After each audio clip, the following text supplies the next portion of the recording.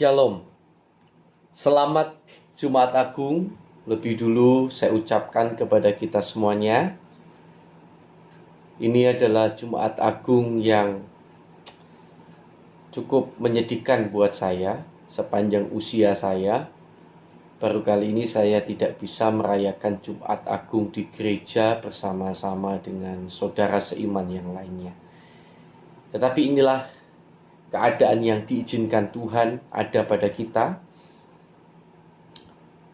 Karena itu, mari kita akan tetap bersuka cita, kita akan tetap bersyukur kepada Tuhan dalam keadaan apapun, dan mempergunakan kesempatan-kesempatan yang ada untuk bisa bertemu secara online ini untuk bersama-sama kita mendekat kepada Tuhan.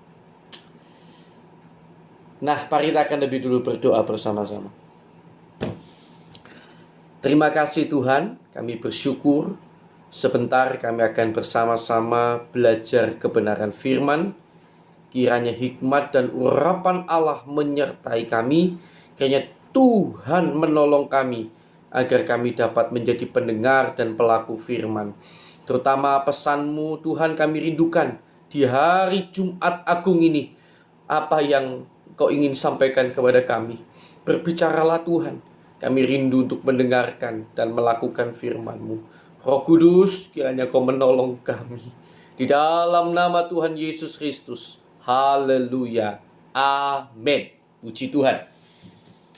Saudara, kemarin kita sudah belajar pada kemarin ya, jadi sebelum Jumat Agung, tentang 7 hal yang diajarkan Yesus pada malam waktu perjamuan terakhir itu. Jadi menjelang Yesus akan disalib, malam waktu menjelang Yesus akan disalib, di perjamuan terakhir itu Yesus mengajarkan 7 hal. Saya merangkumkan ada 7 hal yang diajarkan oleh Yesus. Dan kita sudah belajar 3 hal pada waktu kemarin, yaitu pada perjamuan malam terakhir itu Yesus mengingatkan bahwa kita harus saling melayani. Ya, masih ingat ya? Kita harus saling melayani. Kita harus memberikan kesempatan untuk orang lain bertobat dan membuka pintu ampun ya bagi orang lain, membuka pintu maaf selebar-lebarnya untuk orang lain tuh mau minta maaf ya. Orang lain bertobat. Dan kemudian yang ketiga, kita juga sudah belajar yang terakhir kemarin itu adalah tentang kita harus saling mengasihi sesama. Saya sudah bilang itu kemarin bagian yang pertama. Masih ada 4 lagi yang akan saya selesaikan hari ini pada pelajaran atau pada peringatan Jumat Agung ini. Bapak Ibu sidang jemaat yang dikasihi Tuhan, kita akan melihat setelah kita sudah melihat 3 hal kemarin. Sekarang kita melihat pada bagian yang keempat. Apa yang keempat yang diajarkan oleh Yesus pada waktu malam perjamuan terakhir itu? Apa yang diajarkan Yesus yang keempat? Kita akan melihat bersama dalam Injil Yohanes pasal 14 ayat pertama sampai ayat yang ketiga.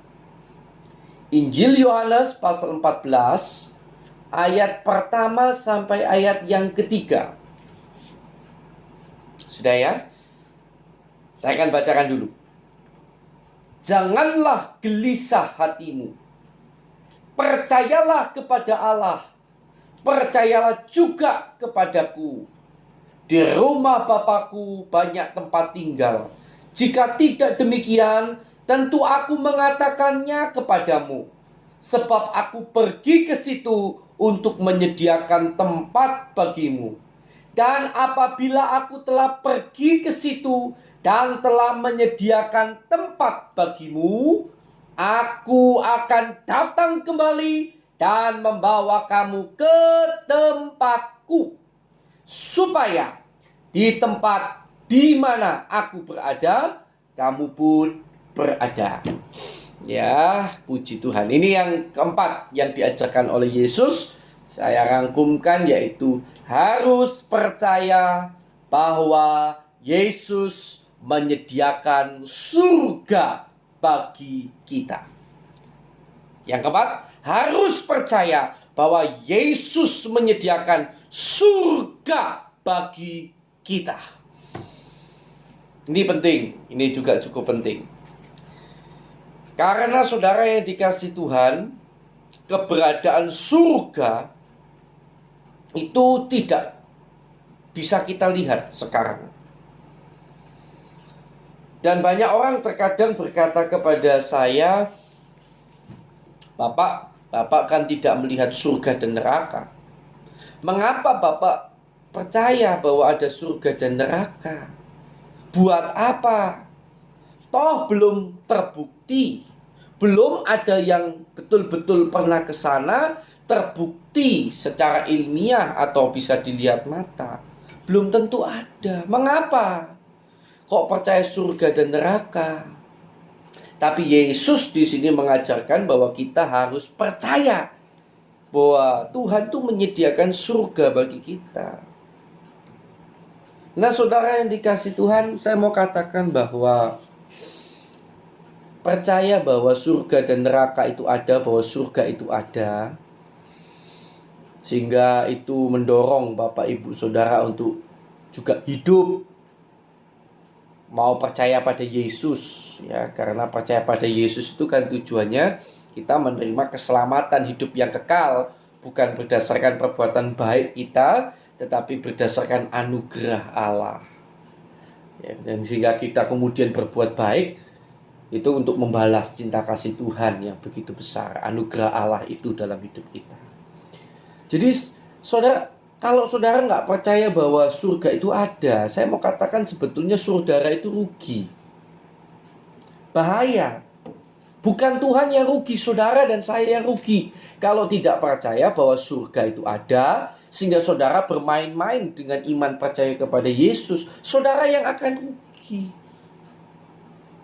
Saya pernah berulang-ulang sampaikan, coba dilogika saja.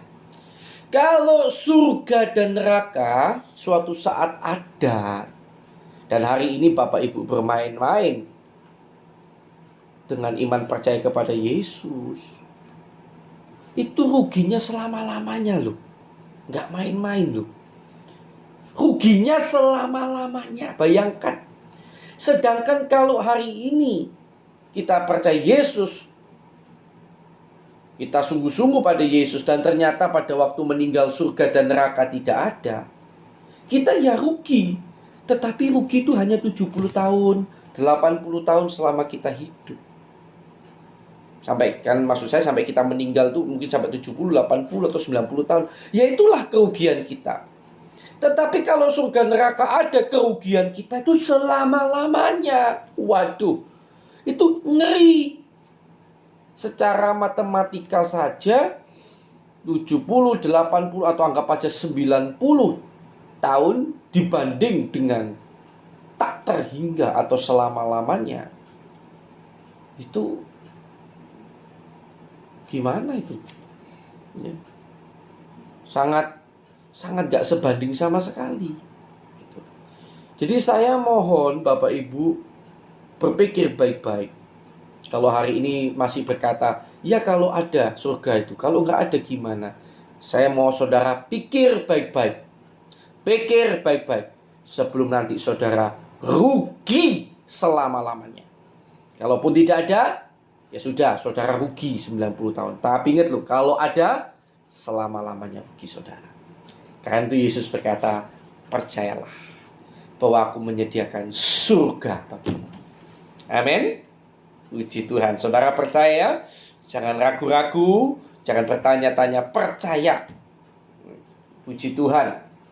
Jadi yang keempat, Yesus mengajarkan bahwa kita harus percaya bahwa Dia menyediakan surga bagi kita. Yang kelima, Yohanes 14 ayat 15, 21 dan 23. Pelajaran apa yang kelima yang Yesus ajarkan pada waktu perjamuan malam yang terakhir? Yohanes 14 ayat 15. Jikalau kamu mengasihi aku, kamu akan menuruti segala perintahku. Ayat 21. Barang siapa memegang perintahku dan melakukannya, dialah yang mengasihi aku. Dan barang siapa mengasihi aku, ia akan dikasihi oleh Bapa-Ku. Dan aku pun akan mengasihi dia dan akan menyatakan diriku kepadanya. Ayat 23. Jawab Yesus, jika seorang mengasihi aku, ia akan menuruti firman-Ku, dan Bapa-Ku akan mengasihi dia, dan kami akan datang kepadanya dan diam bersama-sama dengan dia. Yang kelima, harus mengasihi Tuhan. Yang kelima sekali lagi, harus mengasihi Tuhan. Bila pada pesan yang ketiga yang sudah kita pelajari kemarin, harus mengasihi sesama. Sekarang yang kelima, mengasihi Tuhan. Itu dia, ya. Dan wujud dari kita mengasihi Tuhan itu adalah lewat kita hidup melakukan segala firman. Jadi bukan hanya satu, tapi segala firman Tuhan itu kita lakukan. Semakin banyak firman yang kita lakukan, itu menunjukkan bahwa kita semakin cinta kepada Tuhan. Jadi segala firman, kalau kamu mengasihi aku, kamu akan melakukan segala perintahku, kata Yesus. Puji Tuhan.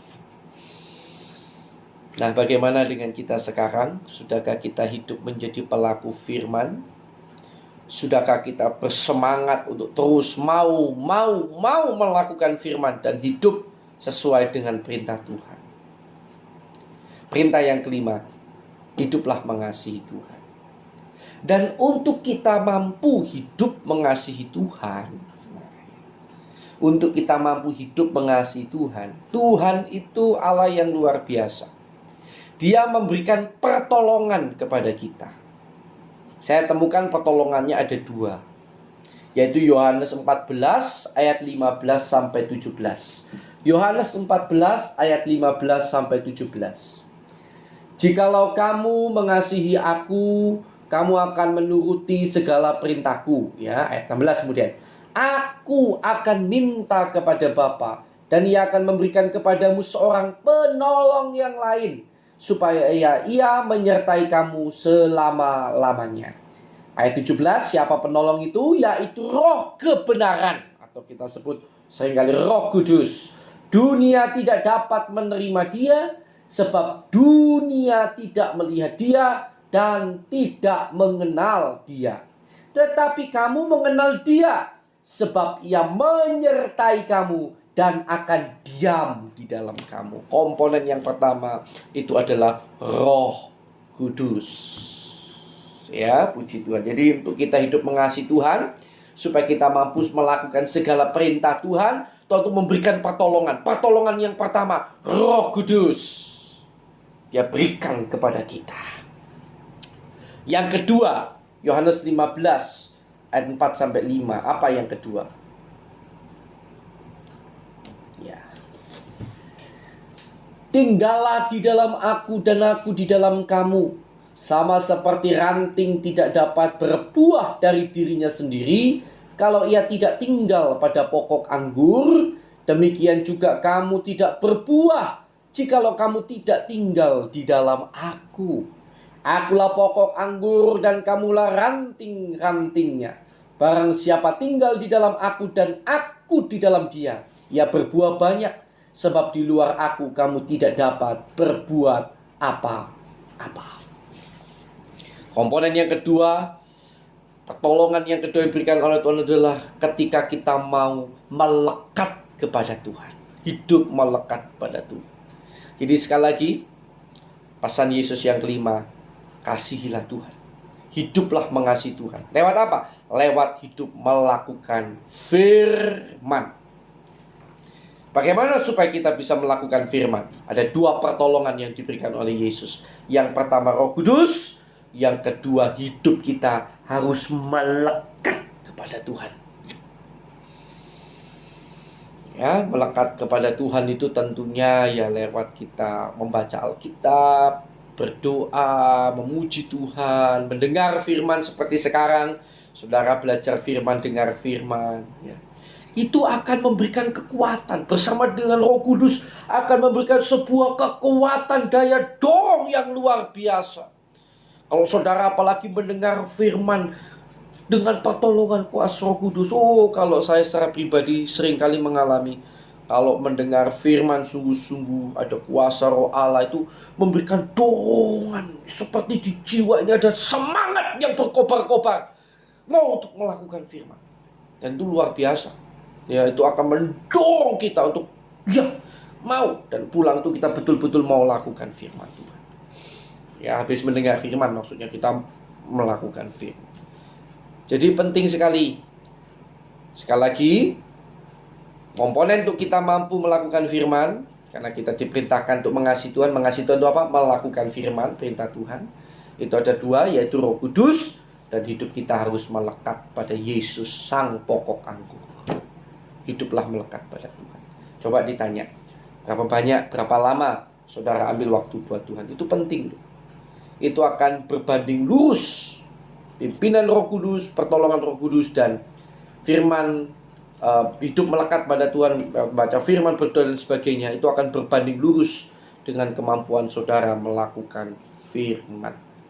Ya, bukan hanya firman A, firman B saja, yang C, D, E tidak, atau C, D, E dilakukan, A, B tidak, bukan, tetapi segala, bahkan firman-firman yang menurut saudara berat sebetulnya. Percayalah, dengan hidup melekat pada Tuhan dan kuasa Roh Kudus, Anda akan mampu untuk melakukan dan melawan diri saudara sendiri, melawan kedagingan kita, ya, bukan oleh karena kekuatan kita, tapi karena pertolongan Roh Kudus dan hidup melekat kepada Tuhan. Puji Tuhan. Itu yang kelima. Yang keenam yang diajarkan oleh Yesus pada waktu malam perjamuan terakhir adalah Yohanes 16 ayat 1 sampai 4. Yohanes 16 ayat yang pertama sampai ayat yang keempat. Semuanya ini kukatakan kepadamu supaya kamu jangan kecewa dan menolak aku. Kamu akan dikucilkan. Bahkan akan datang saatnya bahwa setiap orang yang membunuh kamu akan menyangka bahwa ia berbuat bakti kepada Allah. Mereka akan berbuat demikian karena mereka tidak mengenal baik Bapa maupun aku. Tetapi semuanya ini kukatakan kepadamu supaya apabila datang saatnya kamu ingat bahwa aku telah mengatakannya kepadamu. Ya, hal ini tidak kukatakan kepadamu dari semula, karena selama ini aku masih bersama-sama dengan kamu. Ya, puji Tuhan. Nah, sidang jemaat yang dikasihi Tuhan, yang kelima yang Yesus ajarkan adalah bahwa kita harus tetap pegang Yesus. Kita harus tetap pegang Yesus atau beriman kepada Tuhan Yesus ketika kita diizinkan oleh Tuhan menderita. Ya, ketika kita diizinkan oleh Tuhan untuk menderita. Ini yang keenam. Dan mungkin yang keenam ini adalah bagian yang paling tidak saudara sukai. Kata menderita itu tidak ada orang yang suka. Tetapi begini saudara, kita itu harus menerima seluruh kebenaran firman. Tidak bisa hanya sepotong-sepotong saja. Satu atau dua kebenaran yang lain tidak mau kita terima. Tidak bisa. Alkitab mengajarkan memang bahwa kita dipanggil untuk menerima berkat. 1 Petrus 3 ayat yang ke-9. Ya. Coba 1 Petrus 3 ayat 9. Betul kalau saudara berkata, wah saya cari, oh iya memang mengikut Yesus itu juga dipanggil untuk menerima berkat. Tetapi itu baru sepotong, itu baru kebenaran yang sepotong. Ya, coba kita lihat 1 Petrus 3 ayat 9. Dan janganlah kamu membalas kejahatan dengan kejahatan atau caci maki dengan caci maki, tetapi sebaliknya hendaklah kamu memberkati, karena untuk itulah kamu dipanggil, yaitu untuk memperoleh berkat. Ya, jadi memang saudara dan saya dipanggil untuk memperoleh berkat. Tadi ayat tadi tidak dikatakan jangan membalas kejahatan dengan kejahatan, caci maki dengan caci maki, tapi sebaliknya hendaklah kamu memberkati, karena untuk itulah kamu dipanggil. Bukan dikatakan begini, yaitu untuk memberkati, bukan, tetapi untuk memperoleh berkat. Karena kemudian ayat 10 dan sampai ayat yang ke-12 itu Rasul Petrus mengutip tentang ayat di mana kalau orang itu mau menjaga lidah terhadap yang jahat, bla bla bla, dia akan melihat hari-hari baik atau hari-hari yang penuh berkat. Maka dikatakan kamu dipanggil untuk memperoleh berkat. Itu betul. Tetapi saya kira Rasul Petrus adalah salah satu rasul yang mengajarkan dengan lengkap. Dia bukan hanya mengajarkan tentang, ya, Rasul Paulus juga ya, sama lah, semuanya lengkap. Tapi Rasul Petrus ini kalau kita lihat di surat Petrus itu lengkap sekali. Bahwa dia bukan hanya bicara tentang kita itu dipanggil memperoleh berkat, tetapi juga bahwa ada saatnya memang kita harus menderita bagi Yesus. Beberapa contohnya, 1 Petrus 2 ayat 20 sampai 21. Coba kita lihat. 1 Petrus 2 ayat 20 sampai 21. Sebab dapatkah disebut pujian jika kamu menderita pukulan karena kamu berbuat dosa? Kalau kamu dipukul, kamu terima penderitaan karena kamu dosa, itu bisa dipuji nggak? Nggak bisa, itu lumrah.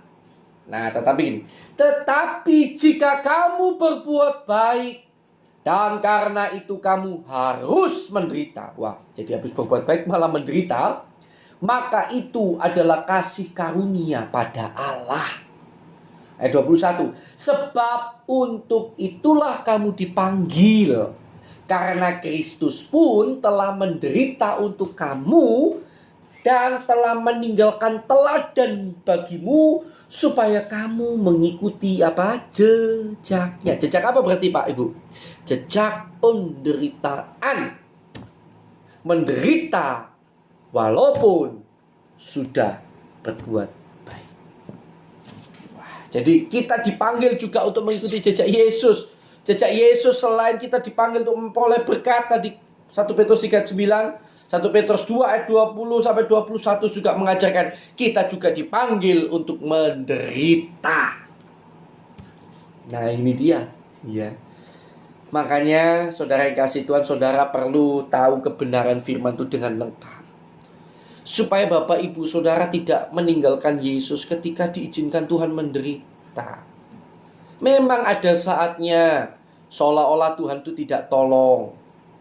Tetapi jangan hanya melihat pada waktu Tuhan tidak tolong, seolah-olah tidak tolong lalu Tuhan izinkan menderita. Bukankah selama ini juga Bapak Ibu menikmati berkat Tuhan yang berlimpah-limpah? Nah, memang itulah panggilan Tuhan atas kita. Sehingga kalau ada saatnya kita harus menderita bagi Tuhan, janganlah kita meninggalkan Tuhan. Memang itu sudah kesempatan yang Tuhan beri. Asal jangan sampai kita menderita itu karena salah kita sendiri. Ya, itu bukan pujian, itu nggak keren, itu nggak luar biasa di mata Tuhan. Artinya kita yang menderita karena kita harus menuai akibat dosa kita, itu bukan sesuatu yang luar biasa. Tetapi kalau Bapak, Ibu, Saudara, dan saya diizinkan Tuhan menderita padahal kita sudah berbuat apa yang baik, kita melakukan firman, wah, bersyukurlah. Karena kita sedang mengikuti tetap langkah Yesus. Kita diizinkan Tuhan boleh mendapat kemurahan, kemuliaan, kebanggaan, menderita bagi Yesus. Puji Tuhan. Dan ketika itu terjadi, bersyukur. Jalani dengan bersyukur.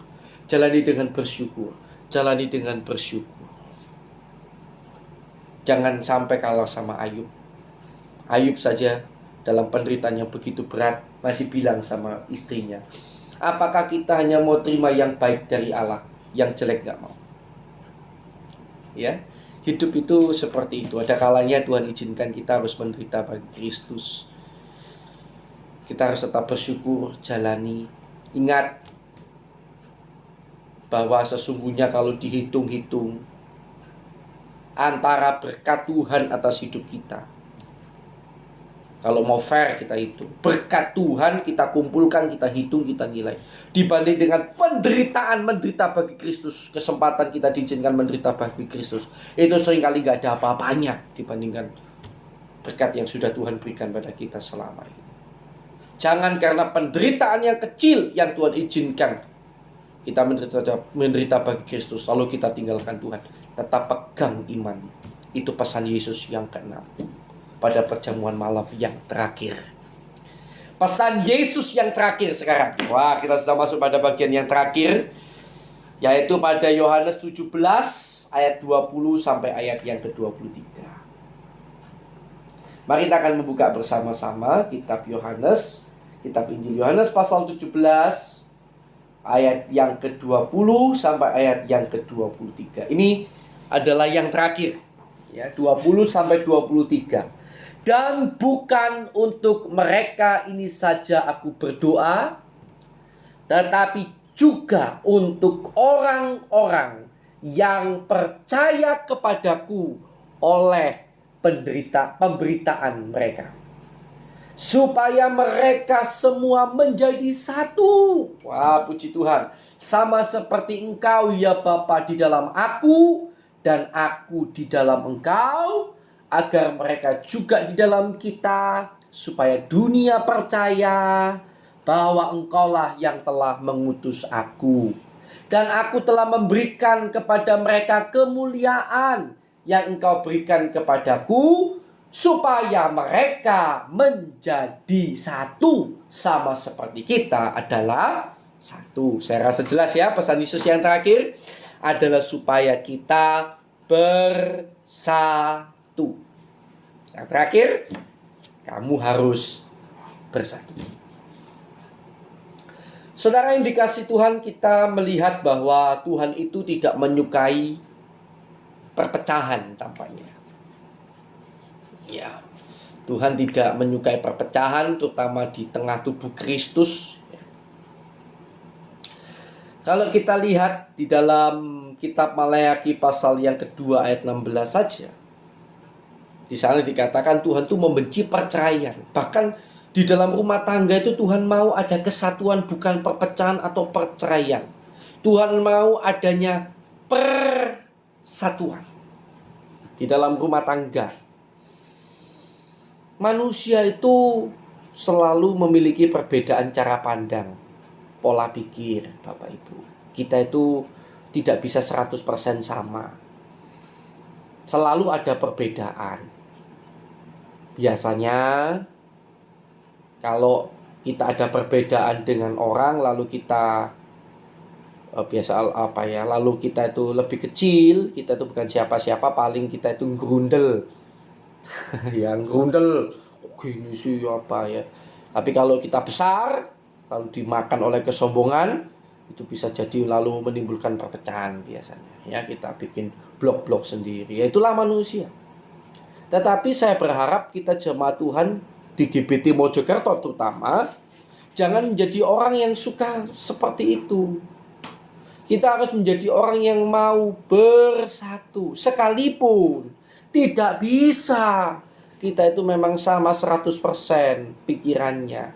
Tetapi kita harus saling menghargai dan melihat pada konteks yang lebih besar, yaitu kesatuan tubuh Kristus, kemuliaan Tuhan. Itu harus ada di pikiran kita, Bapak Ibu. Bukan ego kita, bukan pikiran kemauan kita.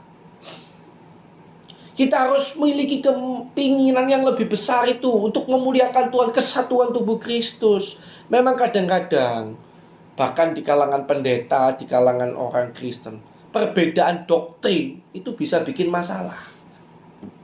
Masalah. Hari-hari ini juga terkadang ada pendeta yang mengomentari pendeta lainnya, bahkan dengan terang-terangan, ya. Ya, saya berharap jemaat tidak ikut dalam perdebatan yang semacam itu. Ya. Usahakan tetap persatuan. Doktrin itu kadang-kadang bisa menimbulkan perpecahan. Padahal saudara, terkadang saudara harus pahami bahwa tidak ada doktrin di dunia ini yang sudah sempurna. Nggak ada pengetahuan di dunia ini yang sudah sempurna. Nggak ada. Ini yang harus kita pahami. Ini yang seringkali orang lupa. Kalau kita lihat di dalam 1 Korintus pasal yang ke 13 ayat 9 sampai 10. Nah ini ya. 1 Korintus pasal 13 ayat 9 sampai 10, Bapak Ibu bisa lihat di sini. Sebab pengetahuan kita tidak lengkap. Loh, ini kata Alkitab. Pengetahuan kita tidak lengkap. Dan nubuat kita tidak sempurna. Tetapi jika yang sempurna tiba, maka yang tidak sempurna itu akan lenyap. Nah ini dia. Jadi kita itu pengetahuannya nggak lengkap. Baru lengkap kapan? Nanti pada waktu Tuhan datang. Ayat 10. Jika yang sempurna itu tiba, Yesus yang sempurna itu tiba, maka baru yang tidak sempurna itu akan lenyap. Tapi sekarang ini doktrin manapun bisa jadi belum sempurna. Apa yang hari ini kita anggap benar, mungkin bertahun-tahun yang akan datang Tuhan baru bukakan kepada seseorang dengan begitu lebih mendetail lagi. Dan dari situ baru kita tahu bahwa kita masih ada salah dalam doktrin kita. Kan itu jangan berdebat karena masalah doktrin. Ya, jangan berdebat masalah ajaran. Buat apa? Itu seperti jemaat di kota Korintus itu. Berdebat masalah ajaran. Yang satu mengikuti golongan Paulus. Ajarannya Paulus seolah-olah berbeda dengan ajarannya Apolos. Padahal kalau kita lihat, Paulus sendiri mengakui tidak berbeda. Hanya memang keadaannya yang waktu itu berbeda. Jadi keadaan pada waktu Paulus di Korintus dengan keadaan pada waktu Apolos di Korintus itu berbeda. Berbeda. Kalau kita lihat saja 1 Korintus 3, saya akan ajarkan sedikit ya buat kita ya. 1 Korintus. Sebelum itu kita lihat dulu lah 1 Korintus pasal 3 ayat 6 sampai 7 lebih dulu ya. Tentang kata-kata Paulus bahwa Paulus menanam, Apolos menyiram. 1 Korintus 3 ayat 6 sampai 7. Aku menanam, Paulus ya menanam. Saudara tahu menanam ya? Itu menanam itu memulai. Apolos menyiram. Jadi setelah ditanam, Apoloslah yang menyiram ya. Tetapi Allah yang memberi pertumbuhan. Karena itu yang penting bukanlah yang menanam atau yang menyiram, melainkan Allah yang memberi pertumbuhan. Jadi di sini jelas Paulus menempatkan dirinya sebagai founder. Dan memang Paulus adalah founder atau yang menanam, yang mendirikan. Yang pertama kali memulai pelayanan di Korintus ini ya Paulus. Jadi bayangkan kondisi pada waktu Paulus itu bertemunya dengan orang-orang yang sebagian besar belum percaya Yesus, pikirannya masih duniawi, butuh untuk dipertobatkan. Kemudian mereka baru percaya Yesus, masih harus belajar banyak tentang Yesus. Itu kondisi yang dihadapi Paulus. Yang dihadapi Apolos itu beda. Orang-orang yang sudah percaya Yesus pada zaman Paulus, ini kemudian sudah semakin dewasa. Dan kemudian itulah yang dihadapi oleh Apolos. Jadi beda keadaannya ya. Beda. Makanya Paulus berkata aku menanam, Apolos menyiram. Makanya Paulus sendiri mengakui saudara bahwa dia pada waktu awal ke Korintus itu pengajarannya kayak susu. Nah ini kita bisa lihat ya 1 Korintus 3 ayat 1 sampai 2. Dan aku saudara-saudara pada waktu itu tidak dapat berbicara dengan kamu seperti dengan manusia rohani, tetapi hanya dengan manusia duniawi yang belum dewasa dalam Kristus. Kata Paulus, susulah yang kuberikan kepadamu. bukanlah makanan keras, sebab kamu belum dapat menerimanya, dan sekarang pun kamu belum dapat menerimanya. Jadi Paulus sendiri mengakui pada waktu awal-awal, ya dia kasih susu, karena ini petobat-petobat baru. Malah dia katakan, aku tidak dapat bicara dengan kamu seperti dengan manusia rohani. Artinya dengan orang-orang yang sudah terima Yesus lama. Aku nggak bisa. Tapi bagaikan sedang bicara dengan manusia duniawi yang belum dewasa dalam Kristus. Baru percaya pertama kali terima Yesus. Masih belum mengenal banyak konsep tentang Yesus dan lain sebagainya. Itu keadaan pada waktu Paulus. Ya. Kemudian kalau kita lihat juga bukti yang lain bahwa waktu itu pengajarannya mungkin cukup enteng ya pada waktu awal-awal. Itu 1 Korintus 2 ayat 4 sampai 5. Coba kita lihat. Baik perkataanku maupun pemberitaanku tidak kusampaikan dengan kata-kata hikmat yang meyakinkan. Berarti dia tidak menggunakan kata-kata yang susah, hikmat yang pengajaran firman yang mendalam begitu kira-kira ya. Tetapi dengan keyakinan akan kekuatan roh. Wah, ini mungkin agak ngeroh-ngeroh gitu ya, lebih ke perbuatan roh. Mungkin itu yang menyebabkan lalu di jemaat Korintus ini adalah jemaat yang kalau kita lihat cukup ngeroh-ngeroh gitu ya. Bahasa roh, nubuat-nubuat itu kan ciri khas yang kita lihat dibahas banyak itu di kitab Korintus ini gitu ya, bahasa lidah ya lebih tepatnya, bahasa lidah, nubuat-nubuat itu. Nah, ayat yang kelima, supaya iman kamu jangan bergantung pada hikmat manusia tetapi pada kekuatan Allah. Jadi pertama kali datang seperti itu Paulus. Dia nggak gunakan kata-kata hikmat yang meyakinkan, hanya kepada beberapa orang saja. Mungkin kan di antara yang masih belum dewasa ada yang sudah dewasa. Kemungkinan besar itu adalah Priscilla dan Aquila. Hanya ketika bertukar pikiran dengan orang-orang yang dewasa ini, hanya sedikit orang itu mungkin dari jemaat waktu itu, hanya pada sedikit orang itulah mereka memberitakan tentang hikmat. Ya, ayat 6 itu. Sungguh pun demikian, kami memberitakan hikmat di kalangan mereka yang telah matang, yaitu hikmat yang bukan dari dunia ini dan yang bukan dari penguasa-penguasa dunia ini, yaitu penguasa-penguasa yang akan ditiadakan. Jadi jelas, memang pada waktu datang Rasul Paulus tampaknya pengajaran cukup enteng. Dan kalau kita lihat beda sama Apolos, nanti Bapak Ibu bisa lihat di dalam Kisah Rasul 18 ayat 24 sampai 28. Bagaimana tipenya Apolos? Apolos itu tipenya teliti sekali, menggunakan kata-kata hikmat dan teliti, meneliti firman dan lain sebagainya, sangat mendalam. Beda dengan pada waktu pertama kali Paulus datang. Jadi otomatis jemaat waktu itu bingung. Pada waktu diajar Paulus dulu begini, ya. Kemudian datang Apolos, kata-kata hikmat, dan tentunya pada waktu zamannya Apolos masuk, pada waktu Apolos masuk ke Korintus, itu jemaat sudah terbentuk. Paulus itu sudah pergi dari Korintus posisinya ya.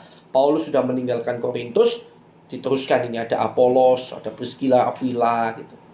Waktu Apolos masuk, pengajarannya mendalam. Waktu itu tentu sudah lebih banyak yang matang, lebih banyak yang bisa terima pengajaran yang keras, yang mendalam itu. Sehingga kemudian timbul ada golongan-golongan dalam jemaat yang masih berpegang pada ajarannya Paulus dulu, gayanya Paulus dulu, yang kalau kita lihat tadi pada keyakinan kuatan roh gitu ya. Jadi kayaknya itu agak ngeroh-ngeroh begitu. Yang satunya ini mendalam begitu. Jadi timbul perang, timbul perbedaan, timbul perpecahan, perselisihan lah. Dan itulah jemaat Korintus. Tetapi Paulus bilang, aku itu karena waktu itu posisinya menanam, Apolos posisinya menyiram. Yang penting Allah yang memberi pertumbuhan. Makanya saya bilang, lihatlah pada gambaran besarnya, yaitu untuk kemuliaan Allah.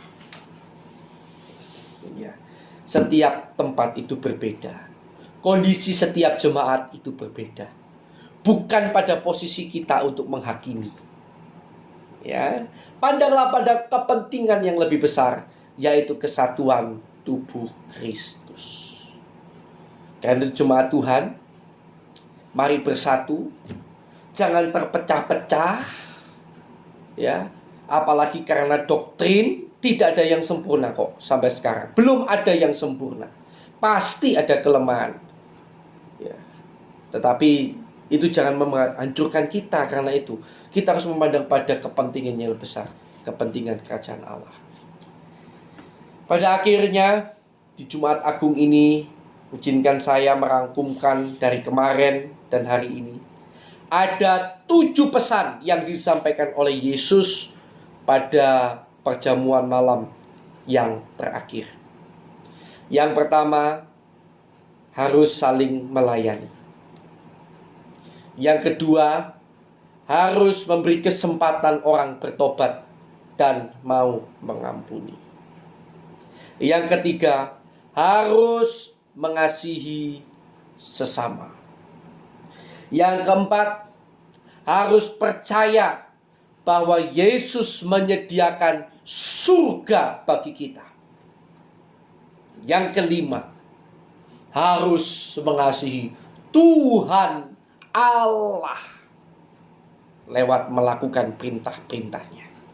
Yang kelima. Yang keenam, harus tetap beriman kepada Yesus, berpegang pada Yesus ketika kita diizinkan menderita.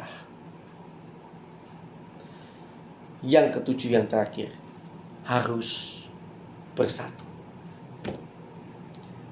7 pengajaran terakhir dari Yesus pada waktu perjamuan malam ini adalah pengajaran yang luar biasa.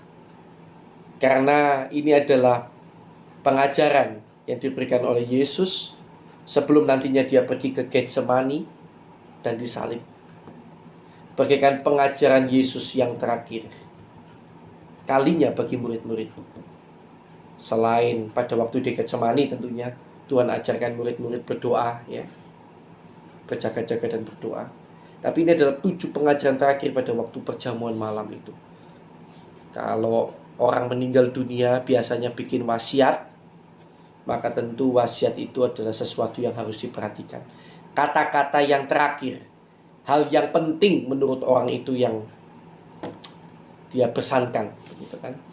Jadi saya rasa 7 pesan ini patut kita perhatikan bersama-sama, patut kita renungkan bersama-sama, dan mari kita menjadi semakin hari semakin serupa dengan Kristus. Sekali lagi, selamat Jumat Agung, jemaat yang dikasihi Tuhan. Kita tidak bisa bertatap muka langsung, tetapi saya berdoa iman saudara tetap terpelihara hingga pada akhirnya. Sampai bertemu suatu saat nanti ketika kita bisa bertemu kembali dalam ibadah perkumpulan bersama. Kiranya Tuhan Yesus memberkati saudara. Bila ada di antara saudara yang mau didoakan, saudara bisa menghubungi nomor HP saya dan kita akan doakan bersama setelah selesai renungan, ya. Tuhan Yesus memberkati kita. Mari kita akan berdoa bersama-sama.